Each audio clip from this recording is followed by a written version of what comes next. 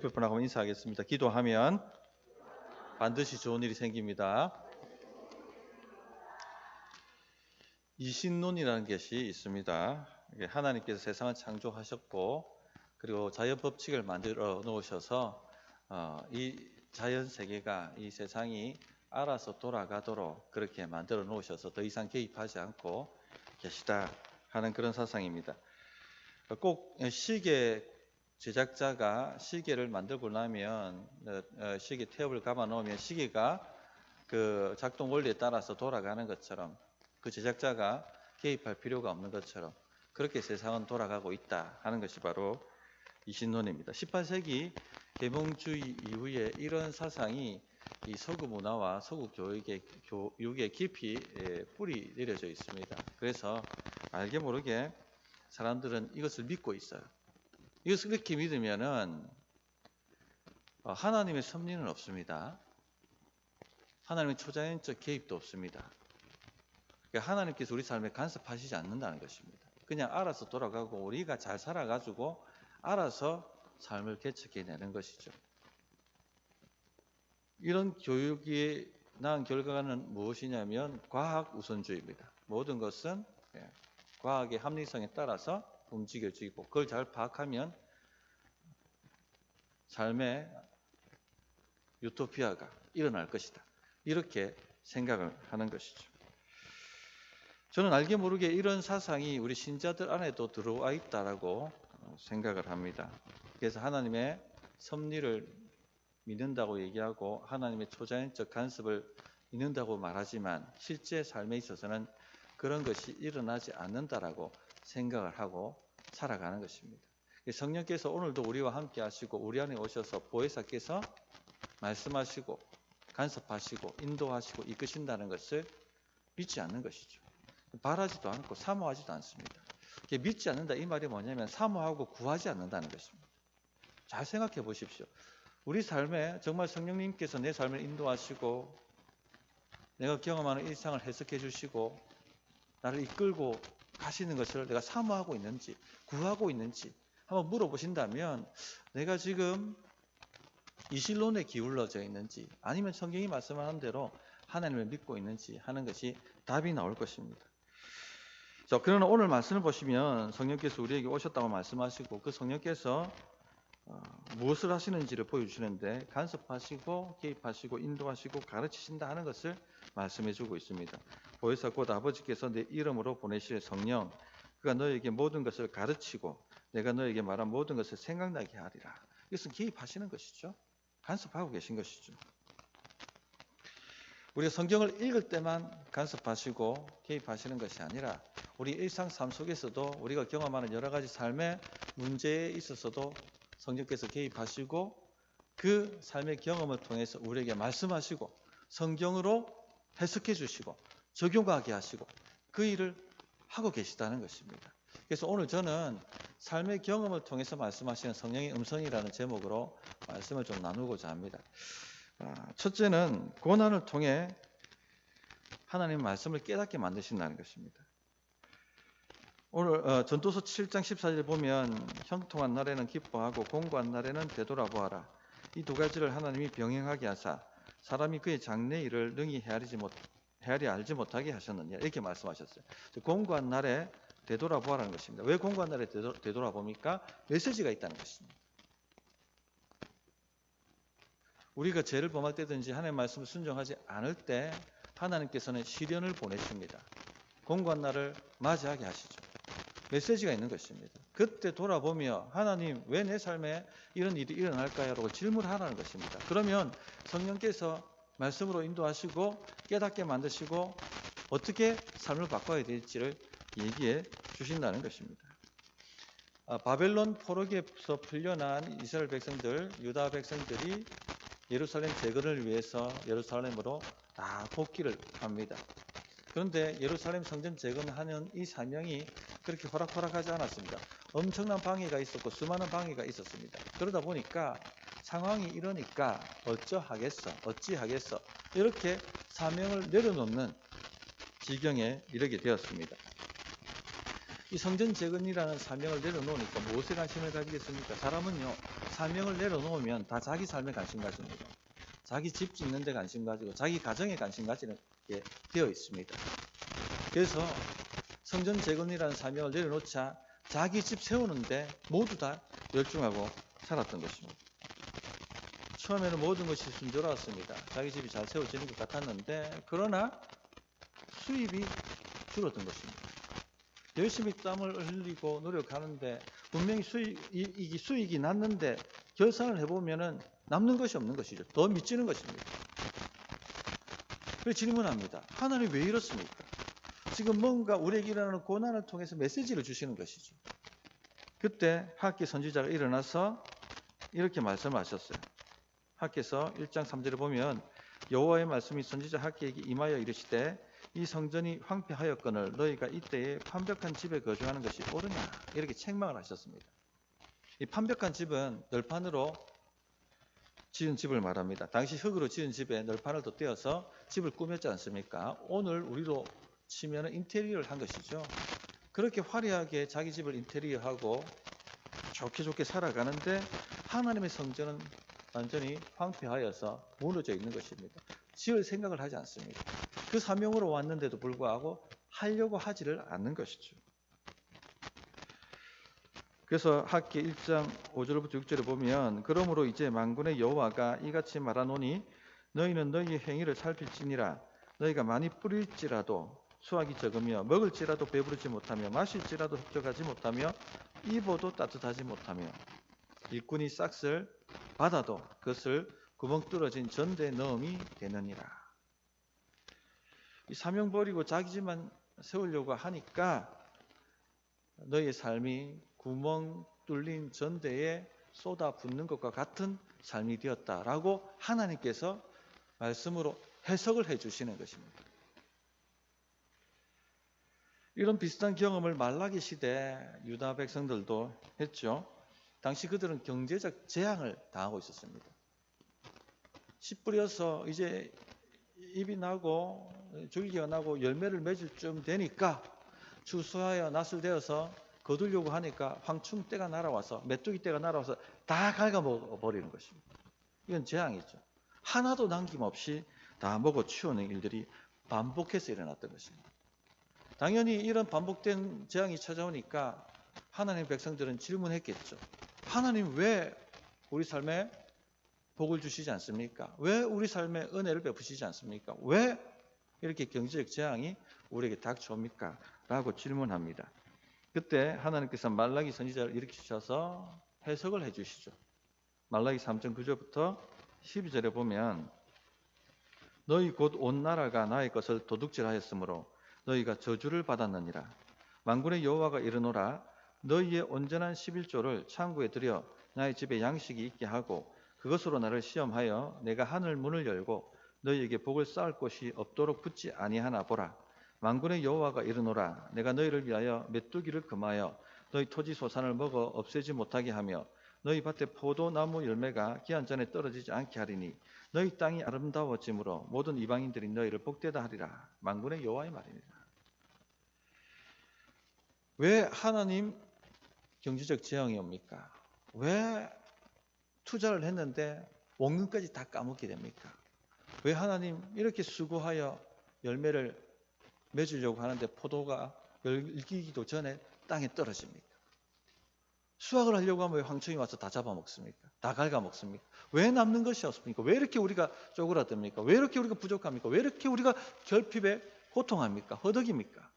이렇게 물었을 때 그 고난을 해석해 주시는 것입니다. 너희가 11조를 왜 하나님께 드리지 않느냐?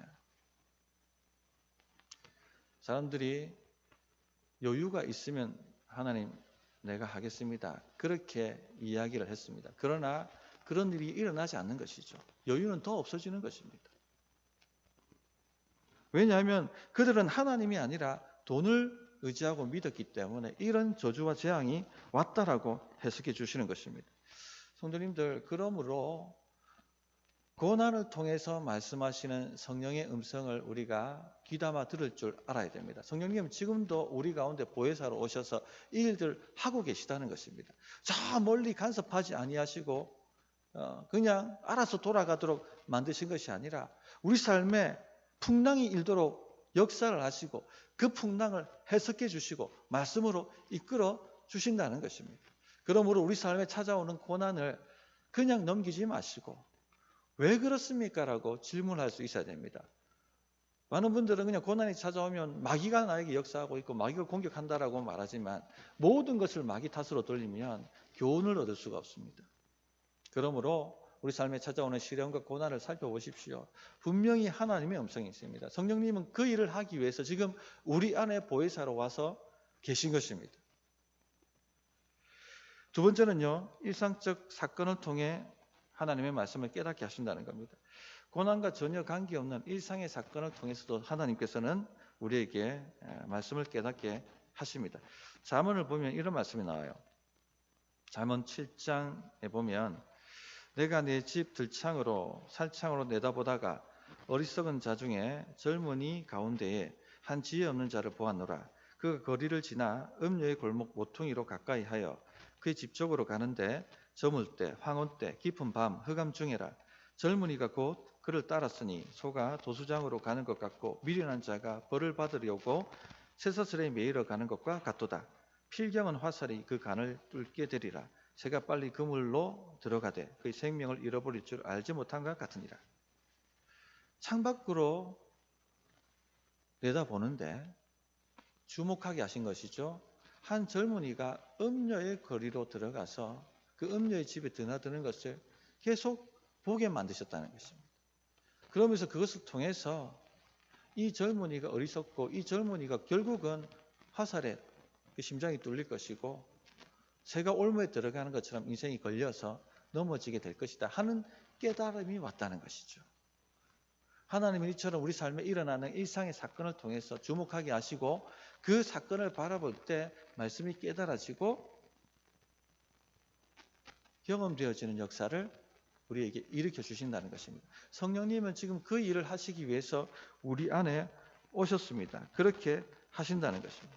그러므로 일상에 일어나는 여러 가지 사건 중에 주목이 되는 것, 우리의 관심을 끄는 것을 유심히 보셨다가 질문해 보시기 바랍니다. 하나님, 이런 반복되는 일들을 보게 하시는데 무엇을 깨닫게 하십니까? 라고 질문해 보신다면 성령께서 말씀하시는 음성을 듣게 될 것입니다. 또 기도하는 가운데 우리에게 찾아오는 감동을 주의하여 보시기 바랍니다. 우리가 잘 알고 있듯이 베드로가 기도할 때 보자기 환상이 오지 않습니까? 거기는 부정한 짐승들이 가득 차 있었습니다. 그리고는 잡아먹으라 라고 말씀하시는 음성이 3번이나 들렸습니다. 부정하고 속된 것은 제가 한 번도 제 입으로 먹은 것이 없습니다 라고 거절합니다. 그러자 그 음성이 하나님께서 정결케 하신 것을 내가 속되다 말하지 말라, 그렇게 이야기를 하시는 것입니다. 그렇게 기도하는 가운데 비몽사몽간에 깼습니다. 이게 뭘까 고민하는데 고넬료 집에서 사람이 와서 청하는 것이죠. 성령께서 함께 따라가라 말씀하십니다. 따라가 봤더니 고넬료도 기도하는 가운데 베드로를 청하여 말씀을 들으라는 천사의 방문을 받았던 것입니다. 그러면서 이 고넬료는 로마 이방인이지 않습니까? 유대인들은 로마 이방인한테는 복음을 전하지 않았습니다. 민족적 장벽이 있었기 때문에 하지 않았던 것이죠. 하나님 말씀에도 불구하고 그렇게 하지 않았습니다. 그런데 기도하는 가운데 이런 환상을 보고 말씀하시는 그 말씀을 들었기 때문에 순종할 수밖에 없죠. 그들에게 복음을 전했더니 제자들이 성령을 받았던 것과 동일하게 성령이 그 이방인들에게 임하는 것을 보고 크게 깨닫게 됩니다. 하나님께서 이들도 정결하게 부르셨구나. 누구든지 복음을 믿으면 하나님의 백성이 되는구나. 우리와 같이 성령을 받는구나 하는 것을 깨닫게 됩니다. 이 깨달음 이후에 복음이 이방인들에게 넘어가는 그런 신학적 근거를 만들게 되지 않습니까? 이처럼 하나님께서는요, 일상의 사건을 통해서 우리의 잘못된 태도나 잘못된 해석이나 잘못된 적용을 바로잡아 주신다는 것입니다. 일상에서 일어나는 일들을 주의하여 보고 질문할 수 있어야 됩니다. 1903년도에 한국의 하지 선교사님이 원산 지역의 선교를 담당하고 있었습니다. 배경이 그러니까 그 거점이 되는 교회가 지경터 교회였습니다. 근데 이 지경터 교회가 굉장히 열심히 있고 열정이 있는 교회였습니다. 한국 사람들이 자신의 힘으로 교회를 세울 만큼 그 정도의 열정이 있는 그런 교회였죠. 그 당시에. 그런데 하지 선교사님이 와서 3년간을 사역했는데 선교에 어떤 성과가 없는 거예요. 열정은 떨어지고. 왜 이럴까? 지금 뭔가 이상의 사건이 나타나지 않습니까? 왜 이럴까? 질문을 하고 원인을 찾는데 지경도 교인들이 문제다라고 생각을 했다라고 합니다. 이들 때문에 선교가 막힌다. 이런 식의 생각을 했습니다. 그러던 차에 여선교사 기도회가 열렸고 여기에 하디 선교사가 성경 공부를 인도하게 됩니다. 그런데 그 인도를 준비하는 가운데 자신에게 원인이 있다는 것을 깨닫게 돼요. 그러니까 이 일상에 일어나는 일들을 해석해 주시는 것이죠. 힘으로 되지 아니하고 능력으로 되지 아니하고 온전히 오직 나의 영으로 됐느니라 하는 말씀이 탁 하고 깨달아져 온 것입니다. 나는 성령 체험도 없고 나는 회개 체험도 없는 이론적 신앙을 가진 사람이구나. 이런 내가 와서 선교를 하니까 무슨 역사가 나타나겠는가. 그런 깨달음이 온 것입니다. 그리고는 기도에 들어갔습니다. 하나님, 제게도 성령을 경험하게 해주십시오. 저도 회개를 체험하게 해주십시오. 그렇게 기도하기 시작했습니다. 마침내 성령이 임하셨고 회개하며 자신의 죄를 토해내는 경험을 하디 선교사가 하게 되었던 것입니다. 그리고 곧바로 선교부 사경회가 열렸는데 그 사경회를 또 하디 선교사가 인도하게 되었습니다. 그때 회개가 참석자들에게 회개가 터져 나온 거예요. 성령이 임하시고 이것을 원산 부흥이라고 얘기합니다. 1907년 평양 대부흥이 있기 전에 있었던 평양 대부흥의 씨가 되는 그 부흥이 일어났던 것이죠. 이처럼 하나님은요, 우리 일상에 개입하십니다. 그리고 일상의 사건들을 통해서 우리를 지도하시고 인도하신다는 거예요. 성령님 그렇게 우리 안에 오셔서 이 일들을 하고 계시다는 것입니다. 그러므로 일상에 일어나는 여러 가지 일들에 대해서 성령께서 주목하게 하실 때 질문해 보시고 귀를 기울여 보십시오. 말씀이 깨달아지고 말씀이 적용되어지고 해석되어지는 놀라운 역사를 경험하게 되실 것입니다. 성도님들, 우리는요, 인격적인 하나님과 교제하는 사람들입니다. 하나님은 우리의 음성을 들으시고요, 우리에게 말씀을 하십니다. 또한 우리도 하나님의 음성을 듣고요, 반응하게 되어 있습니다. 이런 친밀한 교제를 통해서 신앙이 자라가고 성장해가고 또 주의 마음을 깨달아서 주의 사역에 우리의 전부를 드리게 되는 것입니다. 저는 우리 성도님들이 이 성령의 음성에 친밀해지는 그런 성장과 발전이 있기를 간절히 바랍니다. 초자연적 삶입니다. 신자의 삶은 다이내믹한 삶입니다. 그냥 뻔한 일상의 반복이 아니란 얘기입니다. 성령님과 교제하실 수 있는 그런 은혜가 넘치는 우리 성도의 삶이 되기를 간절히 바랍니다. 말씀을 붙들고 기도하겠습니다. 성령의 말씀을 듣게 하여 주시옵소서. 우리 일상에 일어나는 여러 가지 사건들을 통해서 말씀하시는 주의 음성을 듣게 해 주십시오. 그렇게 한번 같이 기도하도록 하겠습니다.